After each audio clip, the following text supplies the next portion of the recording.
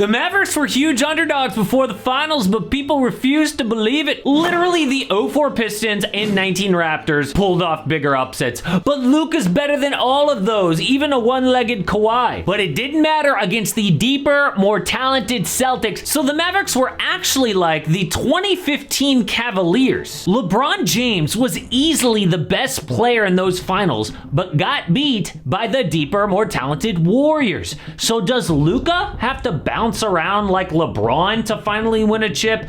The answer is actually not that obvious. You have to know what the future of the NBA looks like. But the Celtics actually did it. Back on top with the most championships of any NBA franchise, and I'm sorry, anybody picking the Mavs to win, we're just rooting way too hard for Luka and Kyrie. Obviously, before the series, we picked rosters like a playground. 6 of the top 8 guys were wearing green. People got confused at how easy their road to the finals was and forgot that elite depth actually matters. The Mavs' third best player was Derek Lively. Seriously? The youngest guy to ever play in the NBA Finals. That's ridiculous.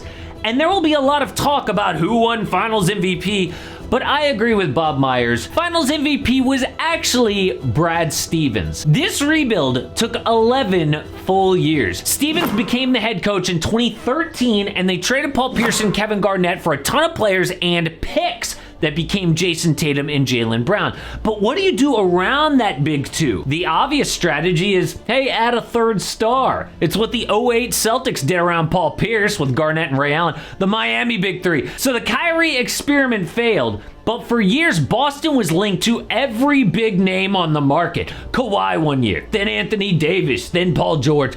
But Danny Ainge never quite pulled the trigger. So he stepped down in 2021, and Stevens moved into the front office. And last offseason, he did 2 things that won them this chip. First was trade for Kristaps Porzingis and sign him to a pay cut extension. And it seems like a no-brainer now, but they had to trade away Marcus Smart. And not only was he the 2022 Defensive Player of the Year, but people called him the heart and soul of the team. I mean, how are you gonna deal your leader when Jason Tatum isn't even that vocal? It actually took a lot of guts to do. And it turns out KP was in the perfect spot to join this team. He entered the NBA as a star in New York City, the first guy to ever be called a unicorn.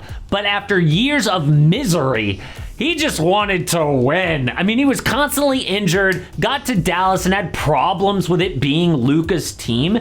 KP thought of it as like a 1A, 1B situation. No, sorry, you are the Robin. Then he goes to the Wizards for a year. Talk about being humbled. So when he finally got to Boston, he was like, who cares? Tatum's team, Brown's team, I just want to win. And even when he dominated game 1, dude was okay coming off the bench for game 2.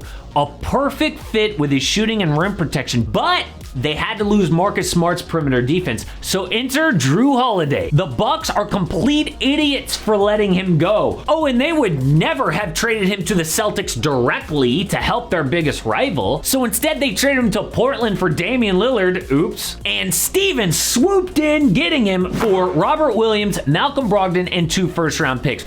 So the Celtics lost Marcus Smart, but they got an even better version of him. Jrue is the most respected defender in the NBA by other players. He was so good. In game 2 especially, 26 points, 11 boards, amazing defense, and no turnovers. Think about it this way. Jrue Holiday was the 2nd best player on the Bucks championship team. For Boston, he was like the 3rd or 4th. But why did Brad Stevens build like this? To withstand his superstar's limitations. It really helped Brad Stevens being the coach for 8 years. He knows Tatum. Dude ain't gonna be unstoppable every night. That's not even who he is. He's not a Luka one-man offense. But speaking of Luka, the Mavs got exposed. Okay, outside of him, no one was consistent. And Coach Jason Kidd knew this after game 1. Dude called Jaylen Brown the C's best player to the media, trying to get in their head, cause a locker room fight. It reminds you of when Kidd had his assistant run into him to spill water during a game. Kind of a desperate move. Can't win normally, so you try some wild stuff. And part of the reason was Boston didn't even have to double team Luka that much. They've got 3 guys that can defend Luka one-on-one. Jaylen Brown, Jason Tatum, and Jrue Holiday. Now against Minnesota, they had to double team Luka all the time, so he could just lob it up to Derek Lively or Daniel Gafford, or Kyrie could take over. But the C's shut that down. One of the few teams who could do it. So Luka knows now he is good enough to win a championship, but are the Mavericks the right team to get him there? Well, going into next season, he has 2 years left on his contract. That gives them a chance to run it back with this group one more time, then it gets real. Because Luka will be on an expiring contract, and if he doesn't re-sign, every team will want him. ESPN 24 hours a day, where will Luka go? So Dallas has to stop that. Kyrie will be 32 years old next year. Luka, 25. Around them are good role players, but improving beyond that will be tough. Dallas has 1 first-round pick to trade till 2031. They're also in the second apron, which makes doing trades and buyouts and picks almost impossible. If you're in the second apron, think about it like this. The team is set with their current roster. No more changes, they're good. Is that Dallas? They just made the finals, yeah, but I mean, the West is stacked. The Thunder will be a year older. Anthony Edwards is only getting better. Denver will come back, and here comes Victor Wembanyama. Look, I hate to be that guy who says, oh, Luka's going to demand a trade, but we have to be realistic and talk about it. If he really is LeBron in 07 or 2015 with the Cavs, maybe his current team isn't good enough. I mean, they traded all their assets to get to this point. There's very few moves now after this. But with the Celtics winning, we now have 6 different champions in 6 years. It is the most parity the NBA has seen since 1980, when the Lakers and Celtics dynasties took over with Bird and Magic. So can Boston actually break the cycle and go back to back?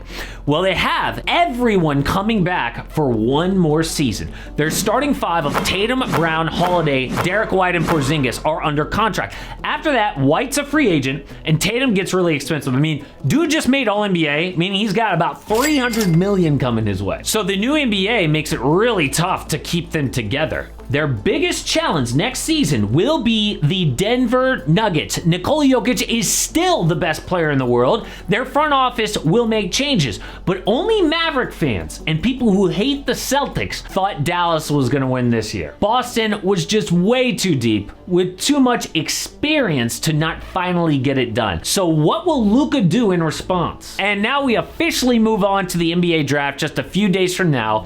The Hawks got the number 1 overall pick, right? So there are rumors that they might trade number 1, or it could mean something very bad for Trae Young.